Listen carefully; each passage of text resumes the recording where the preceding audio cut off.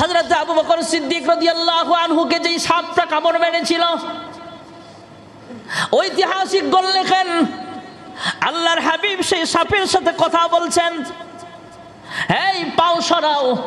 পাও সরাইলে ভিতর থেকে সাপের জবান আল্লাহ খুলে দিলেন। সে সালাম দিলে, আসসালামু আলাইকুম, আসসালামু আলাইকুম ইয়া রাসূলুল্লাহ। আল্লাহর হাবিবকে সালাম দিলে আল্লাহর হাবিব জবাব দিলেন, ডাক দিয়া কয়, আমার সাথী আবু বকরকে কেন তুমি কামড় মারলা? সাপ পরিচয় দেয়, ইয়া রাসূলুল্লাহ, ইয়া হাবিবাল্লাহ, ওগো আল্লাহর হাবিব, আপনার নুরানি চেহারা দেখার জন্য আমি এখানে অপেক্ষা করতেছিলাম। আমি হলাম মুসা পয়গম্বরের একজন উম্মত ছিলাম। মুসা পয়গম্বরের কাছে আপনার ব্যাপারে জানতে চেয়েছিলাম। জানার পর সব কিছু কথা শোনার পরে আমি ভাবলাম মুসা পয়গম্বরের কাছে আবদার জানালাম, হ্যাঁ মুসা পয়গম্বর, আমাকে আপনি একটা ব্যবস্থা করিয়া দেন। মুসা পয়গম্বর আল্লাহর কাছে দোয়া করলেন, এই মুসা নবীর উম্মতটাকে একটা গুই সাপ অথবা বিষাক্ত সাপে রূপান্তরিত করে দিলেন। এই সাপটা শত শত বছর পর্যন্ত, হাজার হাজার বছর পর্যন্ত এই গুহার মধ্যে অবস্থান করেন। আর মুসা পয়গম্বরের কাছে সে আগেই জেনেছিলেন রাতের বেলায় হিজরতের সময় এখানে অবস্থান করবে। ওগো আল্লাহর হাবিব, আপনার নুরানি চেহারা দেখার জন্য আমি এখানে অপেক্ষা করতেছিলাম। কয় অপেক্ষা করতেছো ভালো কথা, আমার সাহাবীরে কেন কামড় মারলা? ওই সাপের জবান আল্লাহ খুলে দিলেন। সাপ ডাক দিয়া বলে, ওগো আল্লাহর হাবিব, আপনি যদি আসলে আল্লাহর পয়গম্বর হয়ে থাকেন, শুধু আমি কেন, আমার চাইতে বিষাক্ত কোনো সাপও যদি আবু বকরকে কামড় দেয় কোনো অসুবিধা নাই, এটা আমি ভালো করে জানি। তাই আবু বকরকে কামড় মেলে আমি পাওটা সরাইলাম যাতে আপনাকে দেখতে পারি। আমি ভালো করে জানি আমার বিষ আবু বকরের কোনো ক্ষতি করতে পারবে না। আপনি যেহেতু আবু বকরের সাথে আছেন, যদি আপনি আল্লাহর হাবিবি হয়ে থাকেন, তাহলে আবু বকরকে সুস্থ করার মতো ক্ষমতা আপনার আছে। তাই কামড় মারছে, আমার বেয়াদবি মাফ করে দিয়েন। জোরে কোন সুবহানাল্লাহ। ভাইয়েরা আমার, আল্লাহর হাবিব রাহমাতুল লিল আলামিন সেখানে আছেন, সঙ্গে আবু বকর আছেন। এদিক দিয়ে আবু বকরের মেয়ে চুরি করে লুকায় লুকায়, কাফেরদের চোখ লুকায় লুকায় সেখানে যায় দেখার জন্য। আর কাফেররা পয়গম্বরকে না পায়া পাহাড়ের গুহা পর্যন্ত পৌঁছিয়া গেছে। পাহাড়ের কাছে যায় চতুর্দিকে তাকায়, আইনা মুহাম্মদ, আইনা আবু বকর, কোথায় গেল ওরা? মুহাম্মদ কোথায় গেল? এরা কোথায় লুকাইল? আবু বকর আল্লাহর হাবিবের কানে কানে কয়, ওগো আল্লাহর হাবিব, তাকায় দেখেন গো, গুহার কাছাকাছি এদের পা দেখা যায়, এরা আমাদেরকে খুঁজতেছে। আল্লাহর হাবিব বলে, লা তাহজান ইন্নাল্লাহা মা'ানা। হে আবু বকর, ভয় পেও না, গুহার ভিতরে আমরা দুজন আছি, এখানেই শেষ নয়, আমাদের সঙ্গে স্বয়ং আল্লাহ আছে। জোরে কোন সুবহানাল্লাহ। আল্লাহ কুদরতি ভাবে মাকড়সাকে হুকুম করলেন। কোন ঐতিহাসিকগণ লেখেন মাকড়সা জাল বেঁধে ফেললেন, পাশাপাশি কবুতর আইসা সেখানে বাসা বাঁধলো। কয়েক মুহূর্তের ভিতরে বাসাও বাঁধছে, ডিমও পারছে। কাফেররা গুহার ভিতরে তাকায় না, কারণ গুহার ভিতরে কোনো লোক নাই, এরা বুঝতে পারছে উপর থেকে। কারণ গুহার ভিতরে যদি মুহাম্মদ ঢুকতো তাহলে মাকড়সার জালগুলো ভেঙে ফেলতো, কবুতরের বাসাও থাকতো না। এদের আইডিয়া, এদের মাইন্ড, মাথার ব্রেন আল্লাহ ঘুরায় দিছে, এরা চলে গেছে। কিন্তু আবু বকরের বাড়িতে গিয়ে হামলা দিছে। আবু বকরের মেয়েকে ডাক দিয়ে কয়, হে আবু বকরের মেয়ে, তোমার আব্বা কোথায়? মুহাম্মদ কোথায়? আবু বকরের মেয়ে ডাক দিয়া বলে, আবু জাহেল, আমার আব্বা কোথায় আছেন? মুহাম্মদুর রাসূলুল্লাহ সাল্লাল্লাহু আলাইহি ওয়াসাল্লাম কোথায় আছেন আমি ভালো করে জানি, তবে তোমাদেরকে আমি বলবো না। সুবহানাল্লাহ। আবু জাহেল বলে, এত বড় স্পর্ধা, এত বড় সাহস, বললেই তো পারতো জানি না। না, এই কথা বলে নাই, সে বলতেছে আমি জানি কিন্তু তোর কাছে বলবো না।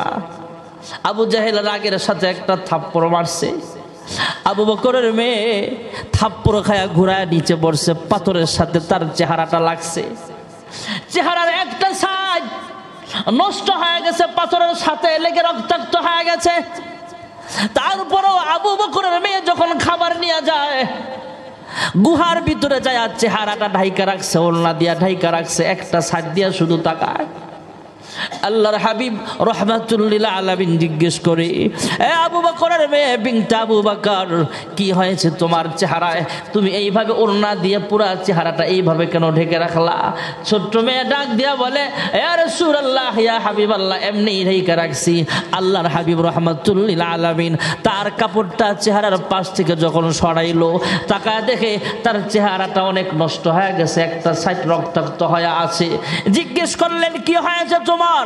কয়, আবু জাহেল আপনাদের সংবাদ চাইছিল, সংবাদ বলতে অস্বীকার কথায় আমাকে থাপ্পড় মেরে ফালায়া দিছে। ওগো আল্লাহর হাবিব, আমার চেহারাটা নষ্ট করে দিয়েছে। আল্লাহর হাবিব রাহমাতুল লিল আলামিন চেহারার মধ্যে একটু হাত মোবারকটা বুলায়া দিলেন। আল্লাহ তাআলা আবু বকরের মেয়েকে পরিপূর্ণ সুস্থ বানায়া দিয়েছে। আবু জাহেল সকালবেলা ঘুম থেকে উঠা আল্লাহর হাবিবের সাথে দেখা হওয়া মাত্র কয়, মুহাম্মদ, নতুন কোনো খবর আছে? কয়, আছে তো। রাতের কিছু সময়ের ভিতরে আমাকে আল্লাহ বাইতুল মুকাদ্দাস নিয়ে গেলেন, আল্লাহর আরশ আজিমে গেলাম, সেখান থেকে ফিরে আসলাম, উম্মতের জন্য নামাজ নিয়ে আসলাম। সুবহানাল্লাহ। আবু জাহেল মাথায় হাত দিয়ে বসে পড়ছে। কয়, মুহাম্মদ, বাইতুল মুকাদ্দাস যাইতেই তো অনেক সময়ের ব্যাপার, আবার কখন উপরে গেলা? এটা আমার সাথে কি তুমি মস্কারা করতেছ? কয়, না, মস্কারি করি না, বাস্তবই এটা আল্লাহর কুদরত। আল্লাহ কুদরতিভাবে আমাকে সফর করাইছে। সুবহানাল্লাহ। এটা আমাদের মাথায় ধরবে না, মাথায় ধরার মতো কাজই তো না এটা। যেখানে বাইতুল মুকাদ্দাস যাইতে কয়েকদিন সময় লাগে, এখনকার যুগে হলে বিশ্বাস করা যায়, তো এখন বিমানের যুগ, তাও তো বাংলাদেশ থেকে সৌদি আরব যাইতে 5.5 থেকে 6 ঘন্টা লাগে, বিমানের যুগ হওয়া সত্ত্বেও। আর বাইতুল মুকাদ্দাস গেছে, সেখান থেকে এত উপরে গেলেন, আসলেন অল্প সময়ের ভিতরে। মুহাম্মদ, আমার সাথে মস্কারা করো? আল্লাহর হাবিব বলেন, না। আবু জাহেল কয়, আমার একা পায়া তুমি এত কথা বলতেছো? এই হয়েছে রাতে, মানুষজন একত্রিত করলে সবার সামনে কি বলতে পারবা? আল্লাহর হাবিব তো দুর্বল না, ইমানও দুর্বল না, মনোবলও দুর্বল না, শারীরিক দুর্বলতাও নাই। আল্লাহর হাবিব বলেন, হ্যাঁ চাচা আবু জাহেল, মানুষ কেন, হাজার হাজার নয়, পৃথিবীর সব মানুষ একসাথে করলেও আমি বলতে পারবো, হ্যাঁ, আমাকে আল্লাহ মেয়ারাজ করিয়েছেন, এটা 100% সত্য। জোরে কোন সুবহানাল্লাহ। আবু জাহেল লোকজন একত্রিত কইরা চিল্লা পাল্লা করে এই পাবলিসিটি করতেছে। আসলে রাসূলের চাইতে রাসূলের পাবলিসিটি কাফেররা বেশি করত। আল্লাহর হাবিবের দুধমা হালিমার এলাকা থেকে প্রায় 80 জনের একটা কাফেলা মক্কায় ঢুকতেছে, আর মক্কার প্রবেশ পথে আবু জাহেল দাঁড়ায় আছে। তো আবু জাহেল এই লোকগুলোর দেখে বলতেছে, এই তোমরা কোত্থেকে আসছো? আমরা বনু সাদ গোত্রের মানুষ, আমরা তায়েফ থেকে আসছি মক্কায়। তো আবু জাহেল ডাক দেখায়, শোনো, মক্কায় তাওয়াফ করবা, বিজনেস করবা, ঘুরবা, খাইবা, সব কইরো, তবে একটা জিনিস তোমার সতর্ক করে দিই। কই, কি সতর্ক করবেন বলেন? কয়, আমার একটা ভাতিজা আছে, এই ভাতিজাটা একটু পাগল, উল্টা পাল্টা কথা কয়, তার কথাবার্তার সুবিধা না মেনটেন, অতএব সবার কথা শুনবা, সবার সাথে মিশবা, সবার সাথে চলবা, মাগার মুহাম্মদের কাছেও যাইও না। নাউজুবিল্লাহ। আল্লাহ বলেন, মা আনতা বিনিআমাতি রাব্বিকা বিমাজনুন। আল্লাহ বলেন, আপনি পাগল না, বরং আপনাকে যারা পাগল বলে এরা পাগল। আল্লাহর হাবিবের কাছে যাইতে নিষেধ করছে। এই লোকগুলো মুহাম্মদের ব্যাপারে সংবাদ আগে পায় নাই, কেউ পাবলিসিটি করে নাই, উল্টা আবু জাহেল নিজে এদেরকে জানাইলো যে মুহাম্মদের কাছে যায়ও না। এই লোকগুলোর ভিতরে সব মানুষ তো এক না, কিছু আছে একদম গ্রামের কৃষক মানুষ, খেটে খাওয়া মানুষ, কিছু আছে শহরের মানুষ, ব্যবসায়িক মানুষ, আবার কিছু আছে বৃদ্ধ, কিছু আছে জুয়ান। জুয়ানরা কয়, কি ব্যাপার? আবু জাহেলের ব্যাপারে তো আমরা শুনছি আগে, বড় একটা লিডার, বড় একটা নেতা। এত বড় নেতা, পাগল তো জমিনে বহুত দেখছি। আর বড় বড় দেশের নেতারা, রাষ্ট্রের প্রধানরা, যে লোকটারা পাগল বলে আমাদেরকে তার কাছে যাইতে নিষেধ করতেছে, বুঝা গেল বড় বড় মানুষ যেহেতু তারা পাগল বলতেছে, সে পাগল হলো ছোটখাটো পাগল না, এটা বড় পাগল। এই পাগল না দেখা বাড়ির যেতাম না। সুবহানাল্লাহ। রাষ্ট্রপ্রধান, দেশের বড় বড় পলিটিক্যাল যারা, আবু জাহেল একজনের ভিতরে। এত বড় রাজনীতিবিদ, এত বড় নেতা, সে পাগলের কথা বলতেছে। যেমন তেমন পাগল হবে, এটা বড় পাগল হবে রে, চল। আর মুরব্বীরা আরে থাক, দেখোস না পরিচয় দিল এর নাকি ভাতিজা, কাছাকাছি বাড়ি, প্রতিবেশীর ব্যাপারে, আত্মীয়র ব্যাপারে কেউ মিছা কথা কইব নাকি? না, যাওয়ার দরকার নাই। যুবকরা কয় চাচা আপনি গেলে যান, না গেলে নাই, আমরা পাগল না দেখে যাবো না। সুবহানাল্লাহ। বনু সাদ গোত্রের এলাকার মানুষের কাফেলা প্রায় 80 জনের একটা কাফেলা। আবু জাহেলের বারণ করার পরও, নিষেধ করার পরও এক পর্যায়ে সিদ্ধান্ত উপনীত হলো, আমরা পাগলের সাথে কথাও বলবো না, পাগলের কথাও শুনবো না। যেহেতু বড় বড় রাজনীতিবিদ না পাগলের কথা বলতেছি, এই পাগলকে এক নজর দেখে যাব। কারণ পাগলের কয়েকটা আলামতের মধ্যে একটা আলামত হলো পাগলের পোশাক আশাক সুবিধা না, পোশাক আশাক পরে না। অনেক পাগল আছে কাপড়ই পরে না, কাপড় ছাড়াই থাকে, বস্ত্রহীন অবস্থায় ঘোরাফেরা করে। কাপড় থাকলেও ভালো কাপড় থাকে না, ছিঁড়া পাড়া কাপড়, ময়লাযুক্ত কাপড় থাকে। অতএব পাগলটাকে দেখতে যাব আমরা। পাগলের আরেকটা আলামত হলো পাগলের কথাবার্তার সুবিধা না। ঠিক না বেটি? পাগল দেখবেন উল্টা পাল্টা কথা কয়, ভাই প্রধানমন্ত্রী তোরা নামায় এলামো, ওই বিরোধী দলীয় নেতা তোরাও নামায় এলামো, এই সে আমি প্রধানমন্ত্রী হইলে দেশ এমন করতে পারতাম, তেমন করতে পারতাম। আই রে বিল্ডিং রে, এই বিল্ডিং তো আমারই আসছিল, বিসমিল্লাহ টাওয়ারটা আগে, এরা আমার তো জোর করে নিছে গা। এমন পাগলে উল্টা পাল্টা কথা কয়, এমন পাগল আছে না নাই? আমি জালকুড়ি বড় মসজিদ আছে একটা, অনেক বড় মসজিদ, জালকুড়ি ওচা মসজিদ কয়, এটা পশ্চিম পাড়া, অনেক বড় মসজিদ। তো ওখানে আমি 14 সালের দিকে ছিলাম। তো ওখানে রাতের বেলা আমার রুমটা ছিল দোতলায়, রাস্তার পাশে, 3 রাস্তার একটা মোড় আছে। তো জানালা দিয়ে দেখি মসজিদের সামনে চত্বরে কারেন্টের পিলার আছে। রাতে এক পাগল আইসা পিলারটার ধাকাইতেছে, পিলারটা বলে বেহা হয়ে গেছে, সোজা করতেছে। আসলে হ্যাঁ পাগল। কেমন পাগল? রাতে হয়তো মদ চদ খাইয়া মাতাল হইয়া পিলারটা সোজা করতে আইছে। এমন পাগল আমাদের দেশে আছে নাই?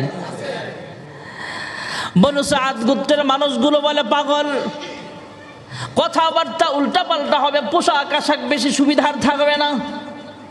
পাগল দেখার জন্য লোকগুলো যখন রওনা হলেন, আল্লাহর হাবিবের কাছাকাছি আইসা আল্লাহর হাবিবের চেহারার দিকে তাকায় এরা ডাক দিয়া বলে, এমন সুন্দর চেহারাওয়ালা মানুষ, এমন মায়াবী চেহারাওয়ালা মানুষ, এসব সুন্দর মানুষ কোনোদিন পাগল হতে পারে না। জোরে কোন সুবহানাল্লাহ। আরেকজন কয় পোশাক আশাক সুবিধা হইলে কি হইব? এটা মনে হয় পোশাক আশাক ভালো বুঝে, কিন্তু কথাবার্তা মনে হয় উল্টা পাল্টা বলে। পাগলের এই আলামতটা পাওয়া যায় নাই। কাছাকাছি গেলেন লোকগুলা, কাছাকাছি গেলেন। আল্লাহর হাবিব রাহমাতুল লিল আলামিন কোরআনুল কারীম তেলাওয়াত করছিলেন, তাহা মা আনজালনা আলাইকাল কুরআনা লিতাশকা। আল্লাহর হাবিবের তেলাওয়াত চলতেছে। ওই বনু সাদ গোত্রের মানুষগুলো আল্লাহর হাবিবের চতুর্পার্শ্বে বসে গেছে। একজন আরেকজনের কানে কানে বলে, কিরে ভাই, আবু জাহেল তার চাচা হওয়ার পরও, মুহাম্মদের চাচা, আবার বক্কার বড় রাজনীতিবিদ পলিটিক্যাল লিডার হওয়ার পরও আবু জাহেল মুহাম্মদকে পাগল বলল। বড় পাগল, তার কাছে তোমরা যাও না, আমাদেরকে বারণ করলো, নিষেধ করলো। আমরা তো আয়েশা দেখলাম চেহারাটাও সুন্দর, আর মুহাম্মদ ইবনে আব্দুল্লাহ যা বলতেছে এটা কিন্তু পাগলের আলাপ হতে পারে না। আল্লাহর হাবিবের কোরআন তেলাওয়াতে মুগ্ধ হয়ে বনু সাদ গোত্রের তথা তায়েববাসীরা একসাথে কালিমা পড়ে মুসলমান হয়ে গেছে। যেটা বলতেছিলাম, রাসূলের চাইতে আবু জাহেল পাবলিসিটি বেশি করত। কোনো মানুষ আসলে পাবলিসিটি করতেই সবখানে যাইবা, মুহাম্মদের কাছে যাও না। আর মেরাজের সময়ও আবু জাহেল সব লোকজন একসাথে করে আল্লাহর হাবিবের কাছে আইনা বলে, তোমরা দেখো মুহাম্মদ কি বলে, আমাকে একা পায়া যা তা বলছে, এবার দেখি তোমরা আসো সবাই, সব নেতারা, সব মুরব্বীরা, কাফেরদের মধ্যে যারা মুরব্বী আছে সবাই, যত পণ্ডিত আছে সব পণ্ডিতরা সবাই আইসা আল্লাহর হাবিবের চতুর্পার্শ্বে বসে আল্লাহর হাবিবকে বলতেছে, মুহাম্মদ আবু জাহেল যা বলছে তাকে ঠিক আছে? কয় অবশ্যই আমার আল্লাহ তাআলা আমাকে আল্লাহ তাআলা রাতের কিছু অংশে বাইতুল মুকাদ্দাস ঘুরাইছেন, আবার উপরে ঊর্ধ্ব ভ্রমণটাও করাইছে। জোরে কোন সুবহানাল্লাহ। এরা ডাক দেয়া কয়, আবু মুহাম্মদ আসমানের খবর আমরা জানি না, আসমানে আমরা কোনোদিন যাই নাই, বাইতুল মুকাদ্দাস তো গেছি আমরা, তো বাইতুল মুকাদ্দাসের কিছু বর্ণনা দাও। বাইতুল মুকাদ্দাসটা মসজিদটা দেখতে কেমন, ওযুখানা বসার স্থান কয়টা আছে, টিউবওয়েল কয়টা আছে, জানালা কয়টা আছে, দরজা কয়টা আছে, এ মুহাম্মদ একটু বলে দাও। আচ্ছা আমি আপনাদের জিজ্ঞেস করি, আল্লাহর হাবিব বাইতুল মুকাদ্দাস গেছে কি জানালা করার লাগা? আর এখানে মুসল্লি, অধিকাংশ মুসল্লি হঠাৎ যদি জিগায় মসজিদে জানালা কয়টা বলতে পারতেন না। শুধু মসজিদে যারা ডিউটি করে, জানালা টানালা মুছে পরিষ্কার করে, ওনারা বলতে পারবে। তাছাড়া হঠাৎ জিগাইলে পারবেন না, জিগাইলে আপনি গুনতে হবে, গুইনা গুইনা বলতে হবে, নচেত হঠাৎ পারবেন না বলতে। আজকে হয়তো গুনতেছেন, গুইনা মুখস্থ রাখবেন, ভবিষ্যতে জিগাইলে পারবেন আর কি। রাসূল আকরাম সাল্লাল্লাহু আলাইহি ওয়াসাল্লাম তো জানালা কয়টা জানে না। আচ্ছা কাফেররা যে আল্লাহর হাবিবকে জানালা কয়টা বলছে, দরজা কয়টা জিজ্ঞেস করছে, প্রশ্ন করছে, এটা কি জানালার হিসাব জানার জন্য না আটকাবার জন্য? আমাদের সমাজের কিছু মানুষ আটকাবার জন্য প্রশ্ন করে। মাদ্রাসার দুইজন ছাত্র রাস্তা দিয়া যায়, তো কিছু মানুষ তো হুজুর দেখলে চুলকায়। এ ভদ্রলোক মানুষ ছাত্ররা দাঁড় করাইছে, এই কই যাও? কয় মাদ্রাসায় যাই। কয় মাদ্রাসায় কি করো? কয় মাদ্রাসায় আসমানি ইলম শিখায়। সুবহানাল্লাহ বলে। কয় হুজুর টুজুর হইয়া কি লাভ? হুজুররা কয় টাকা বেতন পায়, নিজেই চলতে পারে না, ফ্যামিলি চালাইতে পারে না, হুজুরা কি লাভ? বিভিন্ন ক্রিটিসাইজমূলক কথাবার্তা বলতেছে। তো ছাত্র মানুষ, ছোট মানুষ, নুরানিতে পড়ে বা হেফজখানায় পড়ে, কিছু বলতেছে না। এরা নিজেরাই এক সময় বলতেছে, এই দেখি তুমি কেমন লেখাপড়া করো, তোমার একটা ইন্টারভিউ নিব। কয় কি ইন্টারভিউ? কয় আমাদের একটা প্রশ্নের জবাব দিতে হবে, যদি পারো বুঝবো মাদ্রাসা আসলে ইলম শিখায়। কয় বলেন কি প্রশ্ন? পাশে রাস্তার পাশে বিশাল বড় একটা পুকুর ছিল, দিঘি। এই মাদ্রাসার ছাত্র, এই যারা প্রশ্ন করছে এরাও জবাব জানে না, এমনি আটকাবার জন্য জিগাইতেছে। এই পুকুরে কয় বালতি পানি আছে জানো? বলতে পারবা? জবাব দিতে পারলে বুঝবো আসলে তোমাকে লেখাপড়া করায়। আসলে কয় বালতি পানি আছে এটা জানার জন্য জিজ্ঞাসা না আটকাবার জন্য? কয় বালতি পানি আছে কে জানে? এটাকে কেউ বালতি বোড়ায় বোড়ায় অন্য পুকুরে রাখছে নাকি? জানবে? তো মাদ্রাসার ছাত্ররা জিজ্ঞাসা, তুমি কি জানো এখানে কয় বালতি পানি আছে? বলতে পারবা? জবাব দিতে পারবা? ছাত্ররা একটু ঝিম ধরে একটু মনে মনে ভাবতেছে, আর আল্লাহর উপর মুতাওয়াজ্জু হয়ে ভাবতেছে কি জবাব দেওয়া যায়। এদের জবাব না দিলেও তো মাদ্রাসার বদনাম হবে। হঠাৎ আল্লাহ তাআলা তার ব্রেনে একটা কথা ঢুকাইয়া দিছে। এই ছাত্রটা ডাক দিয়া কয়, এখানে কয় বালতি পানি আছে এটা আমি ভালো করেই জানি। সুবহানাল্লাহ। যারা প্রশ্ন করছে এরা আশ্চর্য হয়ে গেছে, কারণ আমরা এত বড় মানুষ আমরাই তো জানি না, ছোট মানুষ কোত্থেকে শিখলো? আমরাই তো বালতি আলগায়া মাপতে কষ্ট হবে, এই কেমনে মাপলো? ঠিক আছে, কয় বালতি পানি আছে বলো। কয় বালতিটা যদি পুকুরের সমান হয় তাহলে এক বালতি পানি আছে। সুবহানাল্লাহ জোরে কর না। বালতি যদি পুকুরের দুইটার সমান হয় তাহলে দুই বালতি আছে। 10টার এক ভাগ, 10 ভাগের এক ভাগ হইলে বালতিটা, তাহলে 10 বালতি পানি আছে। সুবহানাল্লাহ কর। আটকাবার জন্য প্রশ্ন করলে কি হবে? উলামায়ে কেরামকে আল্লাহ আসমানি ইলম দিয়েছে, তো আটকানো যায় না। আল্লাহ তাদেরকে প্রশ্নের জবাব শিখায়া দেয়। সুবহানাল্লাহ বলে। আল্লাহর হাবিব রাহমাতুল লিল আলামিন কো আটকাবার জন্য জিজ্ঞেস করছে, হ্যাঁ মুহাম্মদ, বাইতুল মুকাদ্দাসের ওযুখানার বসার স্থান কয়টা?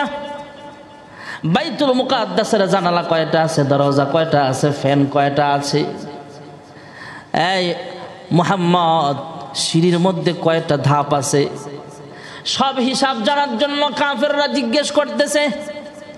আল্লাহর হাবিব রাহমাতুল লিল আলামিন আল্লাহর দিকে মুতাওয়াজ্জিহ হয়ে বলে, আল্লাহ বাইতুল মুকাদ্দাস আমাকে নিয়েছিল, আমি সেখানে জানালা কয়টা জানি না। মহান আল্লাহ রাব্বুল আলামিনের কাছে মুতাওয়াজ্জিহ হয়ে আল্লাহর কাছে বলে, আল্লাহ যদি আজকে তাদের প্রশ্নের জবাব দিতে না পারি, তাহলে মেরাজের ঘটনাটা মিথ্যা সাব্যস্ত করবে ওরা। মহান আল্লাহ রাব্বুল আলামিন কুদরতে আওয়াজ দেয়া বলে, জিব্রাইল যাও। আমরা যেমন মোবাইলে ভিডিও করে একজন আরেকজনকে দেখাই, দেখ বেটা আমি সৌদি আরব গিয়েছিলাম, মক্কাতুল মুকাররমায় গিয়েছিলাম, এই যে তার ভিডিও ফুটেজ আছে, দেখ কেমন সুন্দর মক্কাতুল মুকাররমা। আল্লাহ রাব্বুল আলামিনের হুকুমে জিব্রাইল আমিন পয়গম্বরের সামনে বাইতুল মুকাদ্দাসের সিনারিটা তুলে ধরলেন। সুবহানাল্লাহ বলেন। আমরা যদি আমাদের ব্রেন খাটায় ভিডিও ক্যামেরা বানাইতে পারি, আবার এই ভিডিও আরেকজনকে দেখাতে পারি, আল্লাহ তাআলার কি সেই শক্তি আছে না নাই? আল্লাহ তাআলা জিব্রাইল আমিনকে পাঠিয়ে দিলেন। জিব্রাইল আমিন পয়গম্বরের সামনে আইসা পুরা বাইতুল মুকাদ্দাসটা আল্লাহর হাবিবের সামনে তুলে ধরলেন, আবার ঘুরায়া ঘুরায়া দেখাইলেন। আল্লাহর হাবিব একটা একটা একটা করে গুনে গুনে কাফেরদের সব প্রশ্নের জবাব দিয়া দিছে। জোরে কোন সুবহানাল্লাহ। কাফেররা আরো প্রশ্ন করছে, হ্যাঁ মুহাম্মদ, আমাদের একটা কাফেলা বাইতুল মুকাদ্দাসের সফরে আছে, আমাদের কাফেলার কি খবর? আল্লাহর হাবিব রাহমাতুল লিল আলামিন কাফেলার সংবাদ জানালেন। বিস্তারিত কাফেলা কোথায় আছে, তাদের সাথে কি ঘটেছিল সব জানাইলো। শেষ পর্যন্ত এই কথা জানাইয়া দিলেন, আজ থেকে একদিন বা 2 দিন বা 3 দিন পর নির্দিষ্ট একটা ডেট আল্লাহর হাবিব বলে দিলেন, সূর্য ডুবার আগে ওই কাফেলাটা মক্কার এরিয়ায় প্রবেশ করবে। জোরে কোন সুবহানাল্লাহ। কোন ঐতিহাসিকগণ লেখেন, ভাইয়েরা আমার, ওই কাফেলাটা মক্কায় প্রবেশ করার আগ পর্যন্ত সূর্য ডুবে নাই। আসরের সময় শেষ, মাগরিবের সময়টা একদম সন্নিকটে, খুব কাছাকাছি চলে আসছে। সূর্যটা ডুবে ডুবে ভাব। কাফেরের সব নেতারা, কাফের বেঈমানেরা, আবু জাহেল, উতবা, সাইবা, আবু সুফিয়ান সহ সবাই মক্কার এরিয়ার পাশে দাঁড়িয়ে আছে। আজকে যদি কাফেলা মক্কায় ঢুকার আগে সূর্যটা ডুবে যাইত, তাহলে মুহাম্মদ হয়তো মিথ্যা প্রমাণিত হয়ে যাবে। মহান আল্লাহ রাব্বুল আলামিন যেই টাইমটা ছিল, এই টাইমে কাফেলা পৌঁছা সম্ভব ছিল না। আল্লাহ তাআলা পয়গম্বরকে আবারও সত্যবাদী প্রমাণ করার জন্য সূর্যটা আটকায়া দিল। আল্লাহ তাআলা সূর্যের উপরে নোটিশ জারি করে দিছে, হ্যাঁ সূর্য, আল্লাহর হাবিবের কথা অনুযায়ী ওই কাফেলা মক্কার সীমানায় ঢুকার আগ পর্যন্ত তোমার ডুবার কোনো অনুমতি নাই। জোরে কোন সুবহানাল্লাহ। এই কাফেলা মক্কার এরিয়ায় ঢুকছে আর সূর্য ডুবছে, আবারও আল্লাহর হাবিবের সাথে ওরা ক্রিটিসাইজ করে পারে নাই, ঠাট্টা বিদ্রুপ করে পারে নাই, পরীক্ষা নিয়েও পারে নাই। আল্লাহর হাবিব সত্যবাদী প্রমাণিত হয়েছে। মেরাজের ঘটনাটাও সত্য। জোরে কোন সুবহানাল্লাহ। এটা বিশ্বাস করার নাম হলো ঈমান। সুবহানাল্লাযী আসরা বিআবদিহি লাইলাম মিনাল মাসজিদিল হারাম ইলাল মাসজিদিল আকসা الذي باركنا حوله لنريه من آياتنا إنه هو السميع البصير।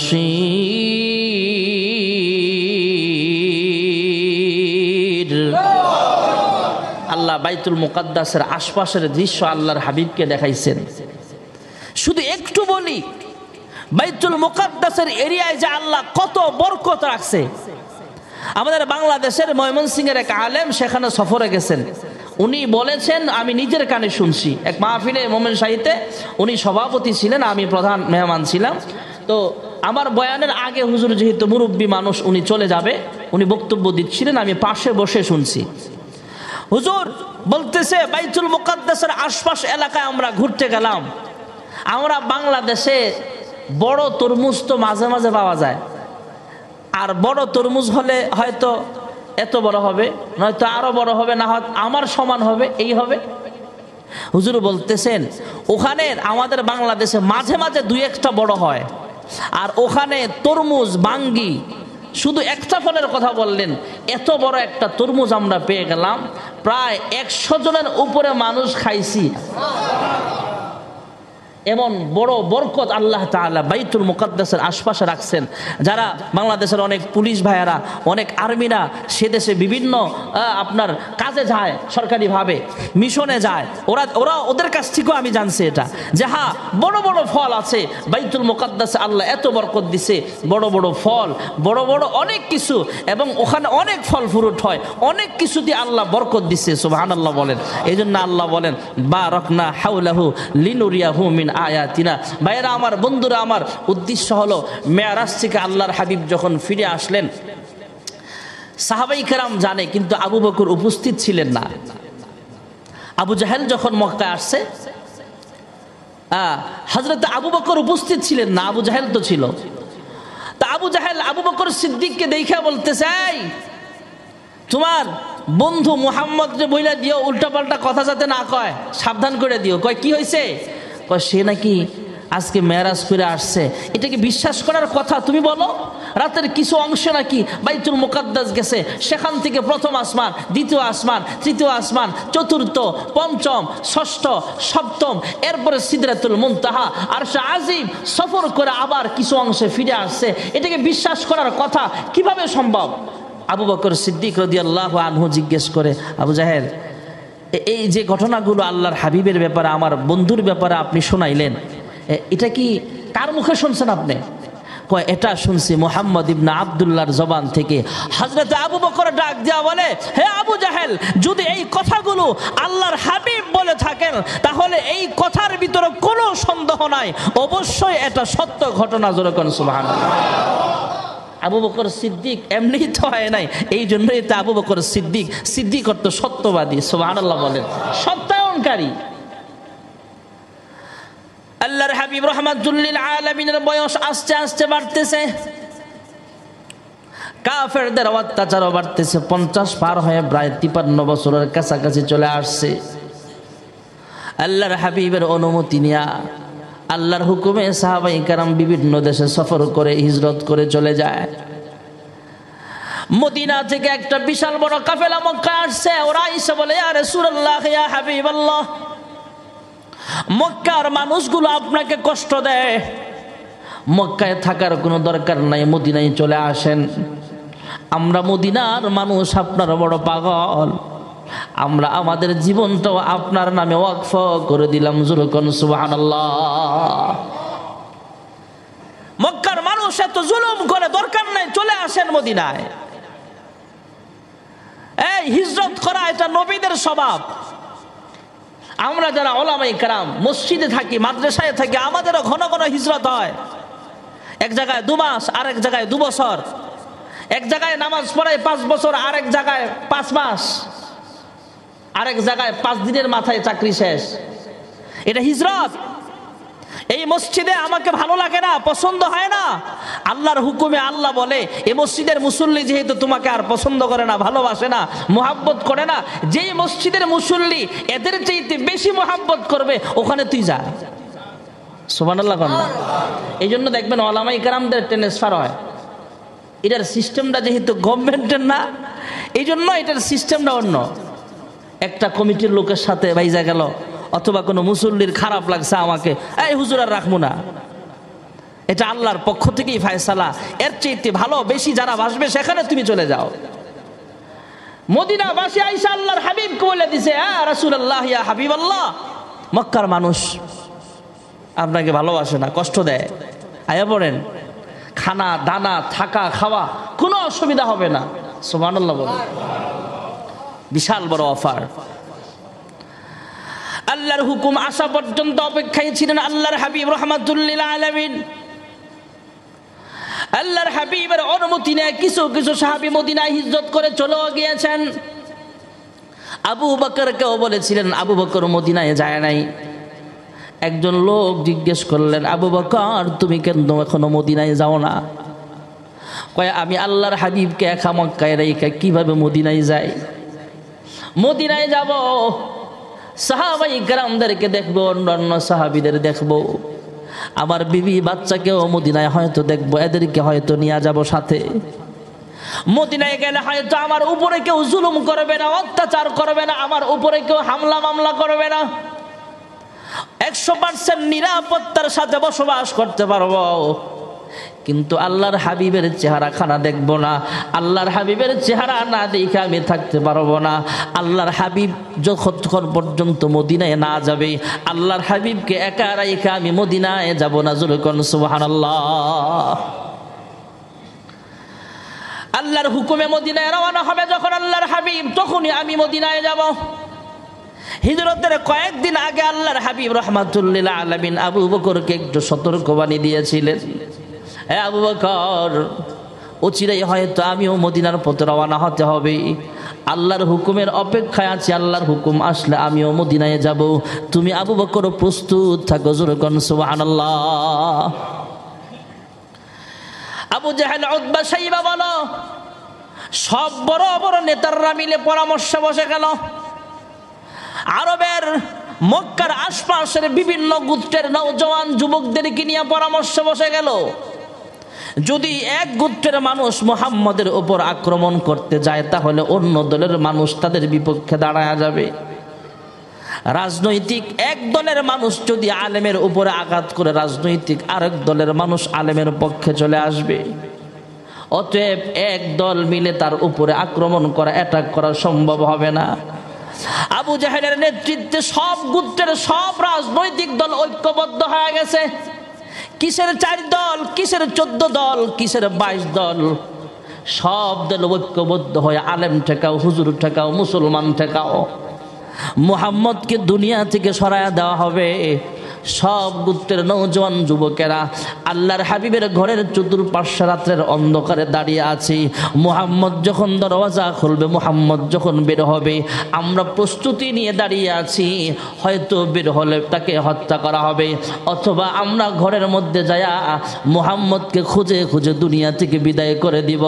মহান আল্লাহ তাআলা কুদরতি আওয়াজ দিয়া বলে, ওগো হাবিব আমার, আপনি পেরেশান হবেন না, কাফেররা আপনাকে রক্তে রঞ্জিত করতে পারবে, আহত করতে পারবে। আপনাকে যদি ওরা নিহত করে ফেলে, হত্যা করে ফেলে, শহীদ করে ফেলে, তাহলে আমি আল্লাহর শক্তি আর কোথায় রইল? আপনাকে হত্যা করতে পারবে না, শহীদ করতে পারবে না। আপনাকে হেফাজত করার দায়িত্বটা আমি আল্লাহ আমার কুদরতি হাতে গ্রহণ করে নিয়েছি। আপনাকে কেউ হত্যা করতে পারবে না, শহীদ করতে পারবে না, কিন্তু কাফেররা প্রস্তুতি নিয়ে দাঁড়িয়ে আছে। এদিক দিয়ে জিবরাইল আমিনকে আল্লাহ তাআলা পাঠিয়ে দিলেন। জিবরাইল আলাইহিস সালাতু ওয়াস সালাম আল্লাহর হাবিবের কাছে আইসা বলে, ওগো আল্লাহর হাবিব, আর এক মুহূর্ত অপেক্ষা করা যাবে না, এই মুহূর্তে চলেন আপনার বিছানায় হযরত আলীকে শোয়া দেন। সুবহানাল্লাহ বলেন। এই মুহূর্তে চলেন, মদিনার পথে আমরা রওনা হব। এই মুহূর্তে বের হবেন। আল্লাহর হাবিব রাহমাতুল লিল আলামিন বলে, হ্যাঁ জিবরাইল, এই মুহূর্তে দরওয়াজা খুলে যখন আমি বের হব, তখন দেখা যাবে কাফেররা আমাকে দেখে ফেলবে। জিবরাইল আল্লাহর হুকুমে শিখায়া দিলেন, ওগো আল্লাহর হাবিব, এক মুষ্টি বালু হাতের মধ্যে নেন, বালু হাতের মুষ্টির মধ্যে নিয়ে আল্লাহর কালাম থেকে তিলাওয়াত করতে থাকেন। সুবহানাল্লাহ। ইয়াসিনুল কুরআনিল হাকীম ইন্নাকা লামিনাল মুরসালিন।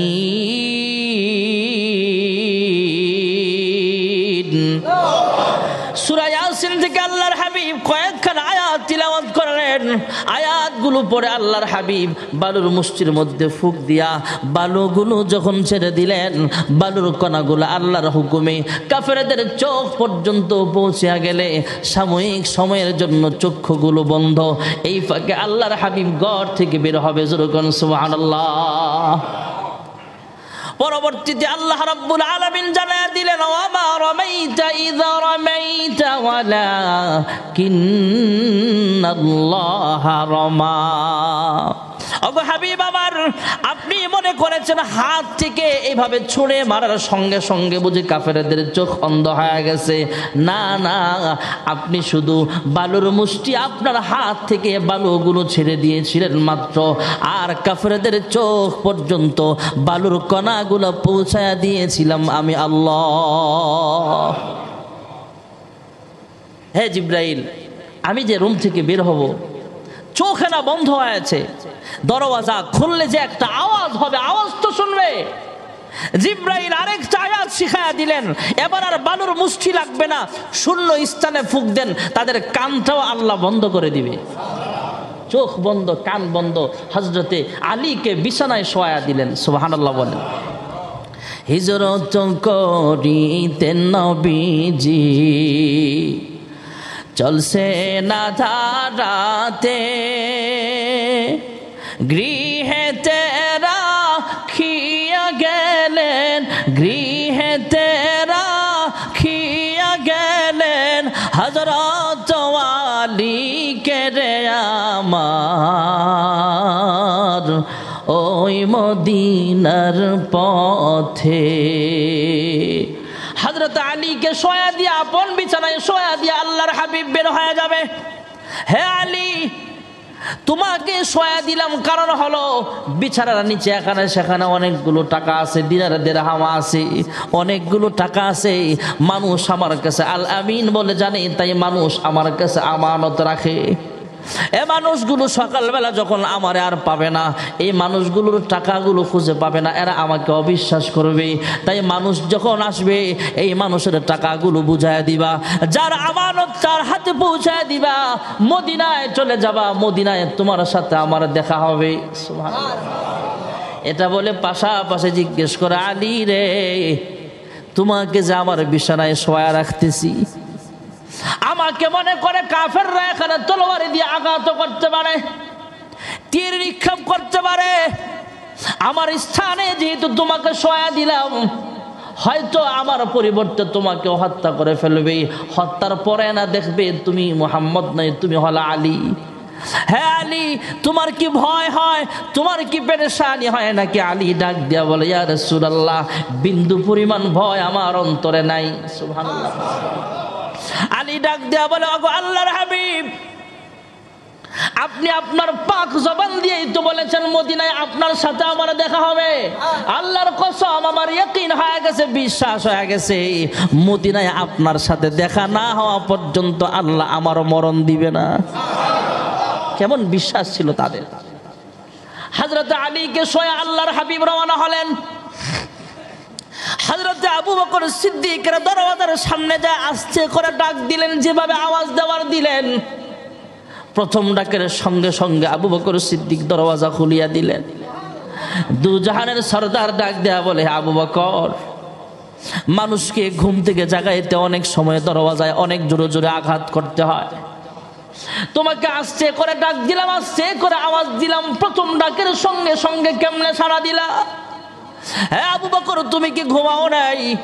হযরতে আবু বকর ডাক দিয়া বলে, ইয়া রাসূলুল্লাহ, ইয়া হাবিবাল্লাহ, আজ থেকে অনেক দিন আগে যখন বলেছিলেন আবু বকর আমি হিজরত করতে হবে, একদিন রাতের বেলা আমারও হিজরত করা লাগতে পারে, আবু বকর তুমি কিন্তু আমার সঙ্গে মদিনায় যাবা। ইয়া রাসূলুল্লাহ, ইয়া হাবিবাল্লাহ, তখন থেকে নিয়া প্রতিদিন রাতের বেলা দরওয়াজাটা লাগায়া দরওয়াজার পাশে হালাল দিয়া দাঁড়ায় থাকি, কখন আপনি আসবেন আর আমি আপনার জন্য দরওয়াজাটা খুলে দিব। ওগো আল্লাহর হাবিব, ওই দিন থেকে আজ পর্যন্ত আমি আবু বকর কোনোদিন বিছানায় পিঠ লাগাই নাই। হযরত আবু বকর সিদ্দিকের কানে কানে আল্লাহর হাবিব বলতেছে, হে আবু বকর, তোমার সাথে কথা আছে। যেহেতু ফ্যামিলির অন্যান্য সদস্যরাও ঘরের মধ্যে আছে, আবু বকর সিদ্দিককে একটু আড়ালে নেওয়ার জন্য চেষ্টা করলেন। পার্সোনাল আলাপ করবে, ফিস ফিস করে কানে কানে আলাপ করবে। আবু বকর ডাক দিয়ে বলে, ইয়া রাসূলুল্লাহ, ইয়া হাবিবাল্লাহ, আমার ফ্যামিলি মানে আপনার ফ্যামিলি, আমার ঘর মানে আপনার ঘর, আপনি দুশ্মন মনে করবেন না। আমার কাছে যা বলতে চাচ্ছেন সব খোলাখুলি বলেন, অসুবিধা নাই। আমার ঘরের অন্যান্য সদস্যরাও আপনার বড় আপন, এরা শুনলে কোনো অসুবিধা নাই। জোরে বলুন সুবহানাল্লাহ। সেই রোডটা এখনো আছে, রোডের নামও আছে, হিজরতের রাস্তা বলা হয়, হিজরি রোড বলা হয়, আরবিতে তরিকুল হিজরা বলা হয়। যারা সৌদি আরব মক্কায় গেছেন অবশ্যই সেই রাস্তাটা চিনেন, হিজরতের রাস্তা বলা হয়। আল্লাহর হাবিব সেই রাস্তায় আবু বকর সিদ্দিককে সঙ্গে নিয়ে রওনা হলেন। কয়েক কিলোমিটার যাওয়ার পর একটা উঁচা পাহাড় আছে, সমতল থেকে 5,500 ফুট উঁচা। সুবহানাল্লাহ বলেন। প্রায় 5,500 ফুট উঁচা। ভাইয়েরা আমার, বন্ধুরা আমার, 5,413 ফিট উঁচা সেই পাহাড়টা। আমাদের মতো ইয়ং যুবকরা উঠতে প্রায় 1.5 থেকে 2 ঘন্টা সময় লেগে যায়। 5,500 ফুট উঁচা পাহাড়ে উঠবেন। আবু বকর সিদ্দিক পাহাড়ের নিচে দাঁড়ায় বলে, ইয়া রাসূলুল্লাহ, ইয়া হাবিবাল্লাহ, ওগো আল্লাহর হাবিব, সাওয়ারি রেডি আছে, যানবাহন রেডি আছে, গাড়ি রেডি আছে, চলে না গাড়িতে উঠে যান, যানবাহনে উঠে যান। আল্লাহর হাবিব বলে, হ্যাঁ আবু বকর, আমাদের সাথে তো যানবাহন নাই পাহাড়ে উঠার মতো। আল্লাহর হাবিবের এই কথার পরে আবু বকর সিদ্দিক ডাক দেয়া বলে, ইয়া রাসূলুল্লাহ, ইয়া হাবিবাল্লাহ, আমি হলাম আপনার যানবাহন, আমার কাঁধে উঠিয়ে যান, আপনাকে উপরে পৌঁছায়া দেওয়া হবে। আবু বকর সিদ্দিক আল্লাহর হাবিবকে কোন ঐতিহাসিকগণ লেখেন, আল্লাহর হাবিবকে কাঁধে উঠালেন। মেরাজের রাতে বুরাকটা যেমন আল্লাহর হাবিবকে নিয়ে মুহূর্তের মধ্যে চোখের পলকে বাইতুল মুকাদ্দাস চলে গিয়েছিলেন। আবু বকর সিদ্দিক যখন আল্লাহর হাবিবের উপরে সাওয়ার হলেন, আল্লাহর হাবিব যখন আবু বকরের উপরে সাওয়ার হলেন, আবু বকরের সাথে আছেন, তখনও আবু বকরের গতিটাও আল্লাহ বাড়ায়া দিলেন। মুহূর্তের মধ্যে দুজন ওই 5,500 ফুট উঁচা পাহাড়ের উপরে উঠিয়া গিয়েছেন। সেখানে উঠে গেলেন। পাহাড়ের একদম চূড়ায় উঠার পর আবার একটু নিচে নামতে হয়। গারে সুর যাকে বলা হয়, গুহা যাকে বলা হয়, 2 জন লোক সোজাসুজি ভাবে সেই পাহাড়ের গুহায় ঢুকা যায় না। আমি কয়েকবার ট্রাই করেছি, ঢুকা সম্ভব হয় না। সিঙ্গেল একজন করে ঢুকা যায়। এই ওরকম সুরঙ্গ আছে এরকম গুহাটা। ভিতরে যাওয়ার পরে একটু বড়, কিন্তু ঢুকার সময় পাথরগুলো এমন ভাবে ছিল 1,500 বছর আগে যেমন ছিল। আল্লাহ মুসলমানদেরকে স্মৃতি দেখাবার জন্য, আল্লাহ নিদর্শন দেখাবার জন্য, আল্লাহর হাবিব দিনের জন্য কত কষ্ট করেছেন এটা দেখাবার জন্য ওই পাহাড়গুলো এখনো সেভাবেই আছে। যেরকম সুবহানাল্লাহ। গুহাটা একজন ঢুকা যায়, আবার সোজাসুজি হয়ে ঢুকা যায় না, কোন রকম ঢুকা যায়। হযরত আবু বকর সিদ্দিক আল্লাহর হাবিবকে থামায়া আগে আগে ঢুকলেন, একটু গড়াগড়ি করলেন, পরিষ্কার করলেন। এরপরে আল্লাহর হাবিবকে অনুমতি দিলেন, পয়গম্বর আসেন, গুহার ভিতরে আসেন। দুজাহানের সরদার জানতে চাইলেন, আবু বকর, আমাকে দাঁড় করায়া দিয়া তুমি কেন আগে আগে ঢুকলা, কি হয়েছে তোমার? হযরত আবু বকর ডাক দিয়া বলে, ইয়া রাসূলুল্লাহ, ইয়া হাবিবাল্লাহ, ওগো আল্লাহর হাবিব, গুহার ভিতরে সাপ বিচ্ছু থাকতে পারে, যেহেতু পুরাতন গুহা। আপনাকে যদি কামড় মারে হাসরের মাঝে আল্লাহর কাছে আমি কি জবাব দিব? আর আপনাকে সাপ বিচ্ছু কামড় মেরে যদি রক্তাক্ত করে, আহত করে, নিহত করে, তাহলে পৃথিবীর মানুষ রহমাতুল লিল আলামিন হারা হয়ে যাবে। তাই আমি আগে আগে ঢুকলাম, গড়াগড়ি করলাম, পরিষ্কার করলাম, এরপরে আপনাকে ঢুকতে দিলাম। যেরকম সুবহানাল্লাহ। ওগো আল্লাহর হাবিব, আপনি আরাম করেন, ঘুমান, বালিশ রেডি আছে, ঘুমায়া থাকেন।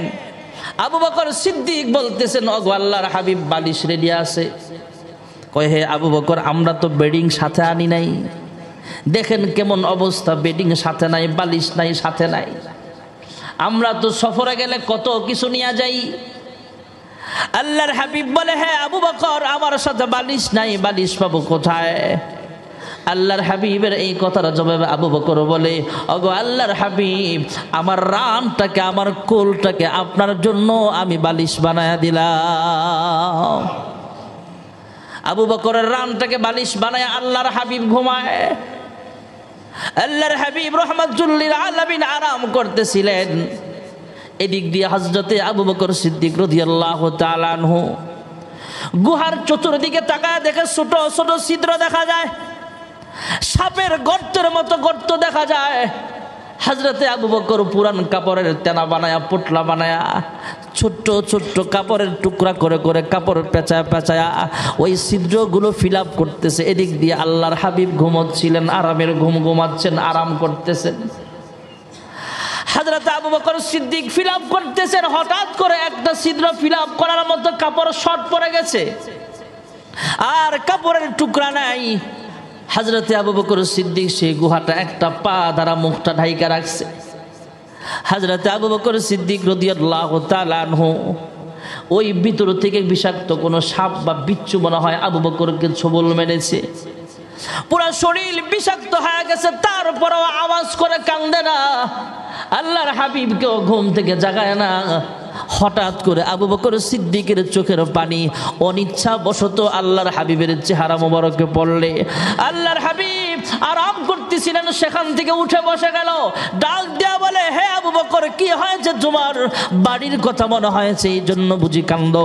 ব্যবসার কথা মনে হয়েছে বুঝি তুমি কান্দো? আবু বকর ডাক দিয়া বলে, ওগো আল্লাহর হাবিব, আমি তো আপনাকেই আল্লাহ এবং আল্লাহর হাবিবকে সবচেয়ে বেশি ভালোবাসি। আমার বিবির কথাও মনে হয় নাই, বাড়ির কথাও মনে হয় নাই, এই জন্য আমি কান্দি না। কেন কান্দো? হযরতে আবু বকর বলে, ইয়া রাসূলুল্লাহ, ইয়া হাবিবাল্লাহ, ওগো আল্লাহর হাবিব, সবগুলো গর্ত ফিল আপ করছিলাম, একটা গর্ত ঢাকার জন্য কাপড়ের টুকরা আমার কাছে নাই, তাই আমার পা দ্বারা ঢাইকা রাখছিলাম। ভেতর থেকে কিছু সাপ বিচ্ছু মনে হয় আমাকে কামড় মারছে, পুরা শরীরটা আমার বিষাক্ত হয়ে গেছে। আমি ইচ্ছে করে কান্দি নাই, আওয়াজ করে কান্দি নাই, আমার অনিচ্ছা বশত বেয়াদবি মাফ করবেন, চোখের পানি আপনার চেহারায় পড়ে গেছে। আল্লাহর হাবিব রাহমাতুল লিল আলামিন ডাক দিয়া কয়, আবু বকর, আমাকে আগে কেন ঘুম থেকে জাগাইলা না? আবু বকর বলে, ওগো আল্লাহর হাবিব, আমার জানের চাইতে আপনার ঘুমের দাম আল্লাহর কাছে অনেক বেশি দামি। আল্লাহর হাবিব ক্ষত স্থানে একটু থুতু লাগায়া দিলেন। আল্লাহর হাবিবের থুতু মোবারক লাগায়া দিলে আল্লাহ তাআলা আবু বকরের শরীরে যত বিষক্রিয়া ছিল সবগুলো আল্লাহ সাথে সাথে ভালো করে দিয়েছেন। সাপের বিষ আল্লাহ পানি করে দিয়েছেন, আর অসুস্থ নাই।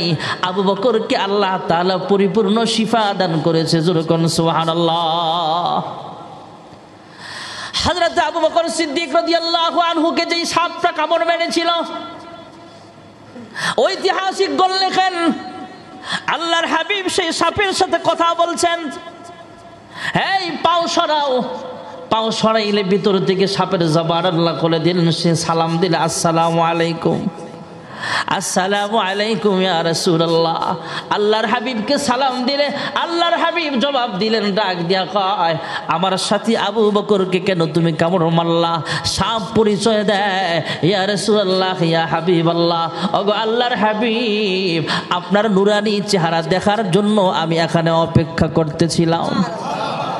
আমি হলাম মুসা পয়গম্বরের একজন উম্মত ছিলাম। মুসা পয়গম্বরের কাছে আপনার ব্যাপারে জানতে চেয়েছিলাম। জানার পর সব কিছু কথা শোনার পরে আমি ভাবলাম মুসা পয়গম্বরের কাছে আবদার জানালাম, হ্যাঁ মুসা পয়গম্বর, আমাকে আপনি একটা ব্যবস্থা করিয়া দেন। মুসা পয়গম্বর আল্লাহর কাছে দোয়া করলেন, এই মুসা নবীর উম্মতটাকে একটা গুই সাপ অথবা বিষাক্ত সাপে রূপান্তরিত করে দিলেন। এই সাপটা শত শত বছর পর্যন্ত, হাজার হাজার বছর পর্যন্ত এই গুহার মধ্যে অবস্থান করেন। আর মুসা পয়গম্বরের কাছে সে আগেই জেনেছিলেন রাতের বেলায় হিজরতের সময় এখানে অবস্থান করবে। ওগো আল্লাহর হাবিব, আপনার নুরানি চেহারা দেখার জন্য আমি এখানে অপেক্ষা করতেছিলাম। কয়, অপেক্ষা করতেছো ভালো কথা, আমার সাহাবীরে কেন কামড় মারলা? ওই সাপের জবান আল্লাহ খুলে দিলেন। সাপ ডাক দিয়া বলে, ওগো আল্লাহর হাবিব, আপনি যদি আসলে আল্লাহর পয়গম্বর হয়ে থাকেন, শুধু আমি কেন, আমার চাইতে বিষাক্ত কোনো সাপও যদি আবু বকরকে কামড় দেয় কোনো অসুবিধা নাই, এটা আমি ভালো করে জানি। তাই আবু বকরকে কামড় মেলে আমি পাওটা সরাইলাম যাতে আপনাকে দেখতে পারি। আমি ভালো করে জানি আমার বিষ আবু বকরের কোনো ক্ষতি করতে পারবে না। আপনি যেহেতু আবু বকরের সাথে আছেন, যদি আপনি আল্লাহর হাবিবি হয়ে থাকেন, তাহলে আবু বকরকে সুস্থ করার মতো ক্ষমতা আপনার আছে। তাই কামড় মারছে, আমার বেয়াদবি মাফ করে দিয়েন। জোরে কোন সুবহানাল্লাহ। ভাইয়েরা আমার, আল্লাহর হাবিব রাহমাতুল লিল আলামিন সেখানে আছেন, সঙ্গে আবু বকর আছেন। এদিক দিয়ে আবু বকরের মেয়ে চুরি করে লুকায় লুকায়, কাফেরদের চোখ লুকায় লুকায় সেখানে যায় দেখার জন্য। আর কাফেররা পয়গম্বরকে না পায়া পাহাড়ের গুহা পর্যন্ত পৌঁছিয়া গেছে। পাহাড়ের কাছে যায় চতুর্দিকে তাকায়, আইনা মুহাম্মদ, আইনা আবু বকর, কোথায় গেল ওরা? মুহাম্মদ কোথায় গেল আর কোথায় লুকাইলো? আবু বকর আল্লাহর হাবিবের কানে কানে কয়, ওগো আল্লাহর হাবিব, তাকায় দেখেন গো, গুহার কাছাকাছি এদের পা দেখা যায়, এরা আমাদেরকে খুঁজতেছে। আল্লাহর হাবিব বলে, লা তাহজান ইন্নাল্লাহা মা'ানা। এ আবু বকর, ভয় পেও না, গুহার ভিতরে আমরা দুজন আছি, এখানেই শেষ নয়, আমাদের সঙ্গে স্বয়ং আল্লাহ আছে। জোরে কোন সুবহানাল্লাহ।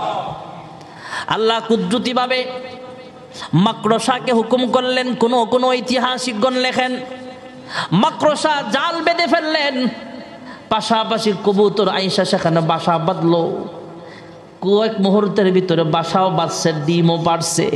কাফেররা গুহার ভিতরে তাকায় না, কারণ গুহার ভিতরে কোনো লোক নাই, এরা বুঝতে পারছে উপর থেকে। কারণ গুহার ভিতরে যদি মুহাম্মদ ঢুকতো তাহলে মাকড়সার জালগুলো ভেঙে ফেলতো, কবুতরের বাসাও থাকতো না। এদের আইডিয়া, এদের মাইন্ড, মাথার ব্রেন আল্লাহ ঘুরায় দিছে, এরা চলে গেছে। কিন্তু আবু বকরের বাড়িতে গিয়ে হামলা দিছে। আবু বকরের মেয়েকে ডাক দিয়ে কয়, হে আবু বকরের মেয়ে, তোমার আব্বা কোথায়, মুহাম্মদ কোথায়? আবু বকরের মেয়ে ডাক দিয়া বলে, আবু জাহেল, আমার আব্বা কোথায় আছেন? মুহাম্মদুর রাসূলুল্লাহ সাল্লাল্লাহু আলাইহি ওয়াসাল্লাম কোথায় আছেন আমি ভালো করে জানি, তবে তোমাদেরকে আমি বলবো না। সুবহানাল্লাহ। আবু জাহেল বলে, এত বড় স্পর্ধা, এত বড় সাহস, বললেই তো পারতো জানি না। না, এই কথা বলে নাই, সে বলতেছে আমি জানি কিন্তু তোর কাছে বলবো না। আবু জাহেল রাগের সাথে একটা থাপ্পড় মারছে। আবু বকরের মেয়ে থাপ্পড় খায়া ঘুরায় নিচে পড়ছে, পাথরের সাথে তার চেহারাটা লাগছে। চেহারার একটা সাইড নষ্ট হয়ে গেছে, পাথরের সাথে লেগে রক্তাক্ত হয়ে গেছে। তারপরও আবু বকরের মেয়ে যখন খাবার নিয়ে যায়, গুহার ভিতরে যায়, চেহারাটা ঢাইকা রাখছে, ওড়না দিয়া ঢাইকা রাখছে, একটা সাইড দিয়া শুধু তাকায়। আল্লাহর হাবিব রাহমাতুল লিল আলামিন জিজ্ঞেস করে, এ আবু বকরের মেয়ে বিনতে আবু বকর, কি হয়েছে তোমার চেহারায়? তুমি এইভাবে ওড়না দিয়ে পুরা চেহারাটা এইভাবে কেন ঢেকে রাখলা? ছোট্ট মেয়ে ডাক দিয়া বলে, ইয়া রাসূলুল্লাহ, ইয়া হাবিবাল্লাহ, এমনি ঢেকে রাখছি। আল্লাহর হাবিব রাহমাতুল লিল আলামিন তার কাপড়টা চেহারার পাশ থেকে যখন সরাইলো, তাকায় দেখে তার চেহারাটা অনেক নষ্ট হয়ে গেছে, একটা সাইড রক্তাক্ত হয়ে আছে। জিজ্ঞেস করলেন, কি হয়েছে তোমার? কয়, আবু জাহেল আপনাদের সংবাদ চাইছিল, সংবাদ বলতে অস্বীকার কথায় আমাকে থাপ্পড় মেরে ফালায়া দিছে। ওগো আল্লাহর হাবিব, আমার চেহারাটা নষ্ট করে দিয়েছে। আল্লাহর হাবিব রাহমাতুল লিল আলামিন চেহারার মধ্যে একটু হাত মোবারকটা বুলায়া দিলেন। আল্লাহ তাআলা আবু বকরের মেয়েকে পরিপূর্ণ সুস্থ বানায়া দিয়েছে। আবু বকর আল্লাহর নবীর জন্য জানটা দিতে প্রস্তুত। আবু বকরের মেয়েও কম না, এরাও আল্লাহর নবীর জন্য জান মাল সব কিছু বিলাইয়া দিতে প্রস্তুত। আল্লাহ তাআলাও আমাদেরকে আল্লাহ এবং তার নবীর জন্য, দ্বীনের জন্য জান মাল সব কিছু আল্লাহ তাআলা যেন আল্লাহর নামে আমাদেরকে ওয়াকফ করে দেওয়ার তৌফিক দেয়, কুরবান করে দেওয়ার তৌফিক দেয়। জোরে কোন আমিন। ওয়া আখিরু দাওয়ানা আলহামদুলিল্লাহি রাব্বিল আলামিন। যারা সুন্নত পড়েছে